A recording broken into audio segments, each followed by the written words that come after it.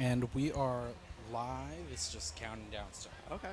So, again, thank you all for the second day of market days. We are out. The sun's trying to come out, but have a lot of overcast, not as heavily with people today as it was yesterday. Today, we're going to be doing something which we would hope would be a first of a series for us. We're talking about with people with live experience. Link Up just want to encourage people to know that they're not out there by themselves, that everybody's gone through the different challenges with dealing with methamphetamine or any type of other addiction. You will see something soon on our website. We'll have videos like this. We'll give you an option of doing a blog where you can type in your stories because we see it as a part of therapy and release. We will also be doing videos online where we can blur out, just giving you an avenue to express yourself. So with that, I say thank you so much, James, for coming out today. And it's very courageous for you to be able to come out and tell a story. No, everybody's going to do it. I'm very happy that you're going to do it. It's for your own experience as well. Yes. We're all nervous, so we're going to take it very easy and light. Again, those who don't know at this point, Link Up is a program that helps men of color who are gay and bisexual with their journey with methamphetamine, be it with you on it right now or have in the past. We offer you resources and just support, no judgment. We have a 7 days a week hotline from 9 to 9.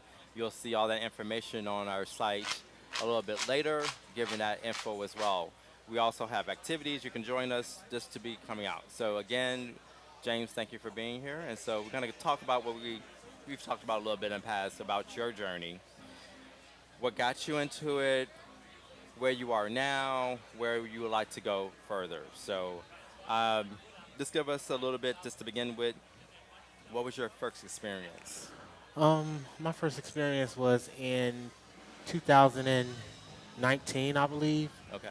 where I was with a friend who introduced me to another friend, and I started off shooting using, Okay. intravenously. Mm. And the first time I did it, I didn't look back. Like it was in all honesty, it was the best experience that I ever. Euphoric. Yes, Okay. and that alone is what I continue to desire to chase. Okay. I chased that, Okay. but I never got that first feeling Again. again, Okay. and it became like an obsession. All right.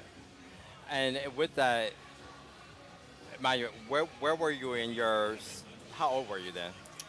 I was 31, 32. Okay. And where were you in your life with that? Were you I was living on my own. okay? Um, I had a. Um, I don't believe I was working or anything. I was initially I was working, but then once I started, doing. That's where I'm going to go now. It's like, where do you feel that you saw or felt kind of that rabbit hole happening? So how did your life start, and then where did you see some declining happening, I if mean, at all? at first it was pretty normal. I mean, I tried to do it not a lot. Mm-hmm. Like I would say, I would only do it on the weekends. Mm-hmm. But then Friday would turn to Saturday. Saturday would turn to Sunday. Mm-hmm. And then ultimately, then I start making excuses as to why I can't show up, Okay. why I can't be at church, why I Mhm. can't, Right. no longer do the things that I used to do. Okay. And then eventually, I just isolated myself into that world, Right. it consumed me. So you felt yourself pulling in, Yes. not because you had friends calling you, you weren't responding, and things like that. So how did you? What were your excuses with not entertaining your friends before? How did you? I mean, I like slowly like just withdrew and like with the meth world. Mhm. If you're not in the meth world or a part of the Mhm. meth world, you really don't want to associate with people outside of your world. Mhm. It's a small world No.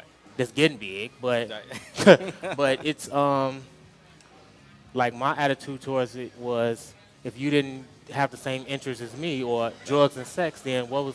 what we doing together? And then we talked about this first. So when you start getting making this new circle of people, when did you feel that that circle wasn't truly the circle that you wanted at that point? Were you finding that that circle that you were dealing with would have been that same circle of people that you would have dealt with if you weren't high on meth? When I first started, No, well, as you got a little bit more involved with it, when you were changing your focus of friends, so you weren't going to church as much, and you were looking for people who were partying like you were partying.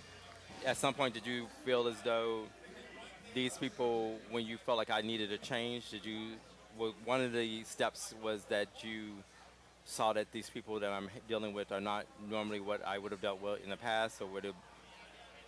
I mean, the specifically the meth crowd, Mm-hmm. like from the experience I had then and how I was, I didn't. There was no need to be around anybody else. I didn't want to be around church people. I didn't want to be around school people. I didn't want to be around people I grew up with because at that time we had nothing in common. Mm-hmm. But as time evolved, I learned how to. I don't want to say balance because that's still like a ongoing. And it's a perception sometimes. Yes. Yeah. Right. But I've learned to not isolate myself Mm-hmm. and just be and let that part consume me. Where, if you feel comfortable, tell me what point did you get to where you wanted to change what was happening, that you wanted to reconnect with society? What happened? Is there anything in particular that happened that you saw, I want to get back connected Oh, with folks? prison. Okay. All Going right. back to prison. Oh, going back to prison. Okay. Yes. All right. Thank you. And it was the fourth time. Okay. And that happened. And when I went there, like, it opened my eyes and made me initially, like, refocus and reprioritize what I wanted to do. Okay. And then, like, I was clean for 844 days. Rare. I mean, but that, I mean, was that during your time in prison? no, you that were was, clean? the prison was 18 months. Okay. So that was for about from, and I might be moving too fast. That might have been the question. No, that's fine. But We can go back and forth. Yeah. This is why we're live. I want you to be comfortable, so we Okay. may jump back and forth, and people will keep up. so from, I got out of prison July 29th, Okay. 2022. Okay. I was clean until June 1st, 2023. Okay. And everything was looking good. Everything started, being better, looking better. Mhm. I was focused. Okay. And then it just took one wrong decision, Okay. and it kind of took me back to the place that I had gotten so far from. Okay. So I'm going kind of going back and forth. So when you're in prison, were you using, is that being used in prison? Did you have any experience with that while you were in prison? With drugs in prison? Yeah. Oh, that specifically wasn't in prison, but there Okay. is a drug called, well, the You don't have to the- get a name, but there yeah, is it's- there is something. yeah, it's similar. not. I don't even like. It's like a synthetic marijuana or THC Okay. that they spray on paper and all that. Okay. But there's more drugs in prison in jail than on the streets. Okay. You can get high now just like you can out here. Okay. All right. So then, when you got out and you had that experience again, and you were going down at that point, was this the point where you said, "I want to do this, but I still want to find some type of balance," or how can I find a balance? Yes, Okay. because of course, obviously, I was working towards stuff. Mhm. Like I had enrolled to school. I Mhm. was working, had my own place.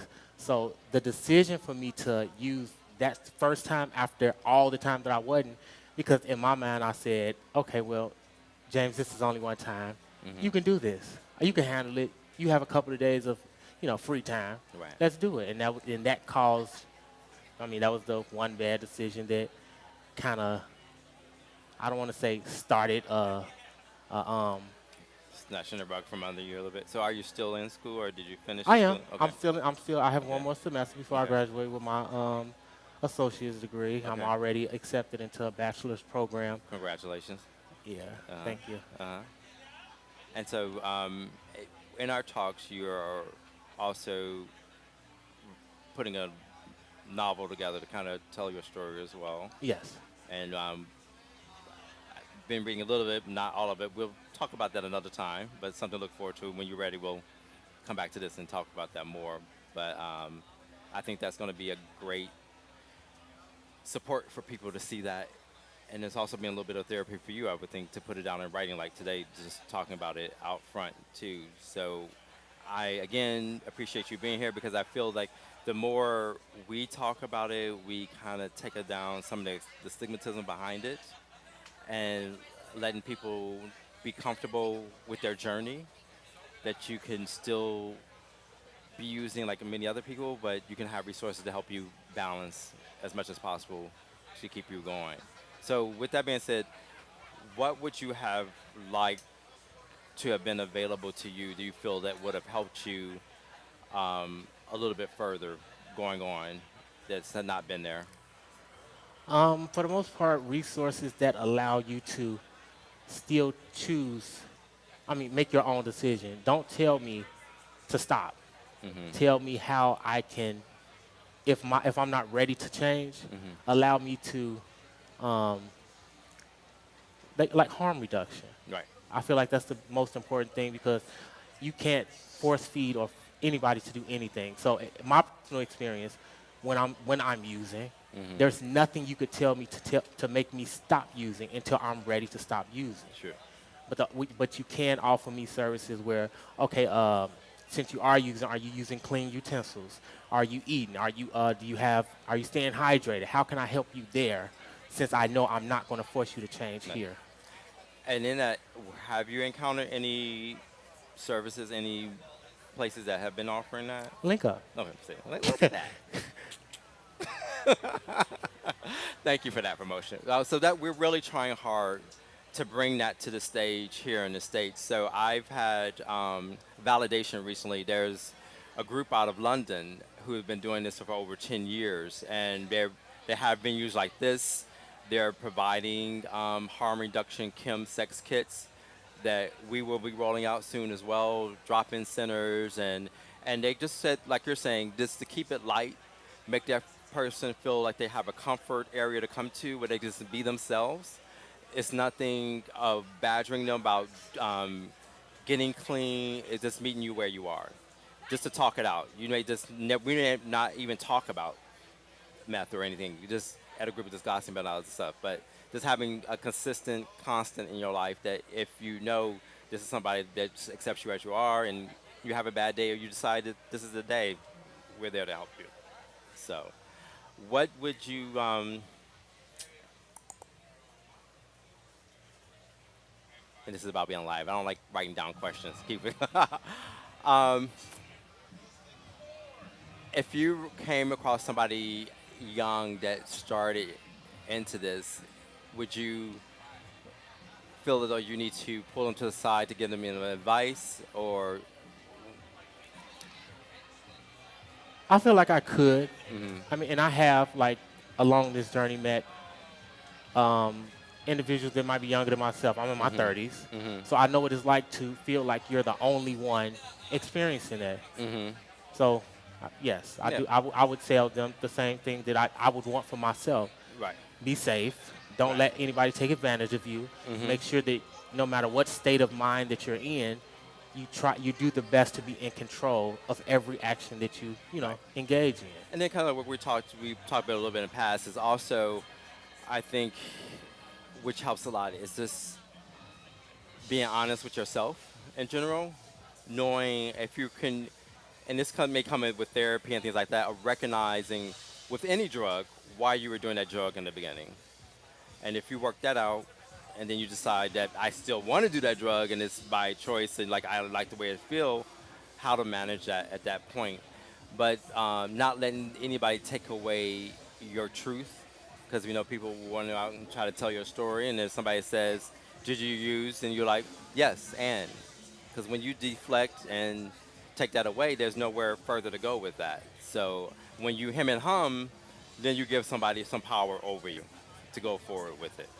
So, and we talked about that before. So Yes. I think that's what I would share with a lot of young people is own your own truth, tell your own story, and then that way you can control your narrative going forward. And a lot of times you just end it because nobody knows. You tell your closest friends, if you have a relationship with your family, just tell them, just like with coming out. You get to the point you tell those, then nobody else can shame you, and you can keep going because those who really matter to you already know, and it's like, fuck the rest of the people that's out there. They're not paying your bills. They're, and it helps you manage your life. So, anything else you want to add that we've been going on? Because look how fast that time went past. We're already almost at 30 minutes. Oh, wow. Anything you want to add that we haven't talked about, or anything that's you want to give a little talk about, a little like insight of what your book will be that people should look forward to on our next interview, because that's what we're gonna interview next time. I mean, it's pretty much just going to be a journey about my life from beginning to present, about, me growing up, foster care, being adopted, and what it was like living with having a mother that was a drug addicted, and being diagnosed with HIV at 16 years old, to being incarcerated 4 times, to trying to navigate drug use, school, being independent, and social, or at least according to what society perceives as Yeah. social, all at the same time. Right. And right now, how do you feel? How is your journey right now? Where do you feel you are right now? Every day I'm evolving, I'm learning, and every day is a challenge. But the goal is to be better every single day and make, if not more decisions, at least one better decision each and every day. And what the last part? So, give an example of something that you've done to help with that step of moving forward. Simple, like I would neglect my health in the beginning. Now I try to be conscious of staying hydrated, adding healthier food options to my diet, fruits and protein. Okay. And that could be the single most important change that for me. For you, yeah. And then it probably will be somebody else as well. That's what Yes. But great. I think you did great. I know you were nervous in the beginning, I am. but I always try to make I try to make everybody feel comfortable. Everybody's been sitting next to me. I always say, I said, I'm going to keep it calm. Everybody said I have a very calm voice, so it brings everybody down. So I hope that did the same to you, because you did wonderful today. And I say thank you, James. So hopefully this is the beginning. We'll get more people that's willing to come and tell their stories. You can reach out to us at Link Up, call us, or hit us on our website. And if you want to tell your story at some point, just let us know. Also, we'll soon have it where you can type in your story and just blog it out. And we just want to empower more people to know that you're not out here alone, and want to make a little family that we can support one another going forward. I thank you again for joining us on Link Up. Thank you, James. Thank you, for Link your Up, story. for having me. And everybody enjoy the rest of your weekend. And until next time, much love.